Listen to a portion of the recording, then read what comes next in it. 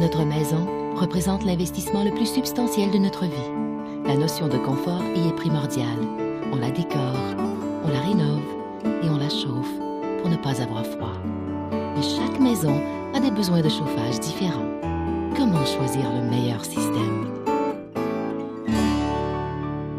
Que ce soit pour chauffer toute la maison ou pour réchauffer une seule pièce froide, les appareils de chauffage électrique sont une solution simple, confortable, facile à installer et surtout économique. Mais sont-ils tous aussi efficaces au niveau du confort et de la consommation d'énergie? La question est importante. Un récent sondage démontre que la majorité de vos clients ne sont pas pleinement satisfaits du niveau de confort de leur maison.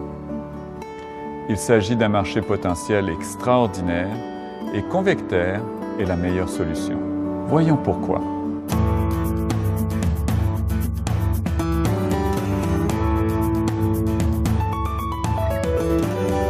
Nous sommes dans les laboratoires de recherche de Convectaire. C'est ici que nous mesurons et comparons différents modes de chauffage dans des conditions réelles. Un système de réfrigération permet de recréer l'environnement extérieur hivernal et l'intérieur contient des particules qui permettent de visualiser les mouvements de chaleur dans une pièce. Maintenant, il fait 0 à l'extérieur. Remarquez le courant d'air froid qui descend le long du mur. Il y a des déperditions de chaleur et l'air, en se refroidissant, devient plus lourd. Démarrons le chauffage. L'air s'agite juste au-dessus de la plainte et rapidement, une colonne d'air chaud se colle au mur. Arrivé en haut, la chaleur se répand contre le plafond sans descendre de plus d'1 pied. On peut laisser la plainte fonctionner, rien d'autre ne se passera.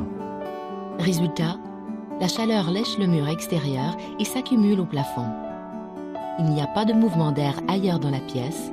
La chaleur est mal répartie, donc manque de confort et gaspillage énergétique élevé. Pour bien voir où va la chaleur, utilisons une caméra infrarouge reliée à un ordinateur pour faire ressortir les variations de température. Les parties rouges sont plus chaudes, les parties bleues ou noires sont plus froides. Démarrons le chauffage.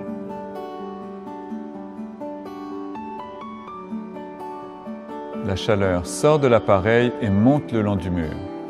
De face, on voit la chaleur sur le mur et une tache rouge montre l'endroit où l'air chaud atteint le plafond. Toutes ces taches représentent des zones de surchauffe et de déperdition thermique, donc du gaspillage d'énergie et de l'argent qui s'échappe de votre maison au lieu d'améliorer votre confort.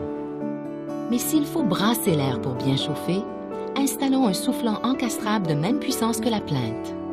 Allons-y. Wow!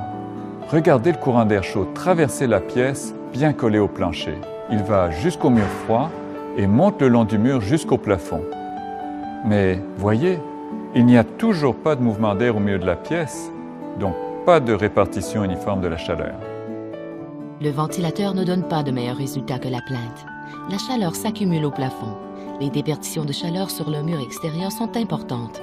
Le ventilateur est bruyant et, somme toute, votre confort n'est pas amélioré. Voyons maintenant ce qui se passe avec un convecteur à convection naturelle. Il s'agit du même wattage que celui de la plainte et du soufflant. Allons-y. Remarquez l'air chaud qui sort de la grille du convecteur. Il se dirige vers la pièce et non pas le long du mur. Regardons de plus près. Il n'y a pas d'accumulation de chaleur contre le mur, donc pas de gaspillage d'énergie. Voyez, au centre de la pièce, les particules qui étaient immobiles avec les autres appareils se déplacent lentement vers la gauche. Elles se font aspirer par la colonne d'air chaud. C'est ce mouvement constant qui permet une distribution uniforme de la chaleur dans toute la pièce. Il n'y a pas d'accumulation de chaleur au plafond et le brassage de l'air élimine la couche d'air froid au sol. Résultat, moins de perte de chaleur, une meilleure répartition, donc un meilleur confort, moins de gaspillage d'énergie et d'argent. Et c'est exactement ce que vos clients recherchent.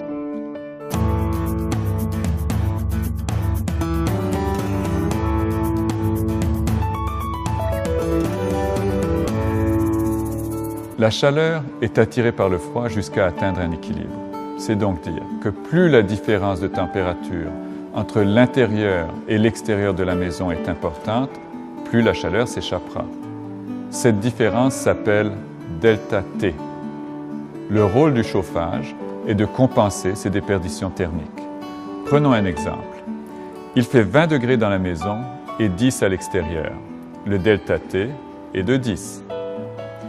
Maintenant, s'il fait 20 degrés dans la maison et 0 degré dehors, le delta T sera de 20. Les déperditions thermiques seront 2 fois plus grandes et nous devrons produire 2 fois plus de chaleur pour obtenir le même confort. Maintenant, examinons le mur à l'infrarouge. Traçons sur le mur un carré et mesurons les températures. Le delta T du convecteur est inférieur de 27% à celui de la plainte. Il faut 27% moins de chauffage pour compenser les déperditions de cette surface. Vous vous demandez sans doute, qu'en est-il de toute la pièce ou de toute la maison sur une saison de chauffage? D'autres instruments nous permettent de simuler l'impact d'un convecteur dans une maison tout au long de la saison de chauffage. Nous pouvons ainsi évaluer les économies d'énergie réalisées. Nos résultats sont percutants. L'appareil à convection naturelle Convectaire, équipé de son thermostat électronique intégré, produit jusqu'à 30% d'économie sur le coût de chauffage annuel. Les preuves sont faites. C'est ça, la différence convectaire. Et rappelez-vous que seul un convecteur porte la marque Convectaire. Convectaire, laissez-nous vous réchauffer.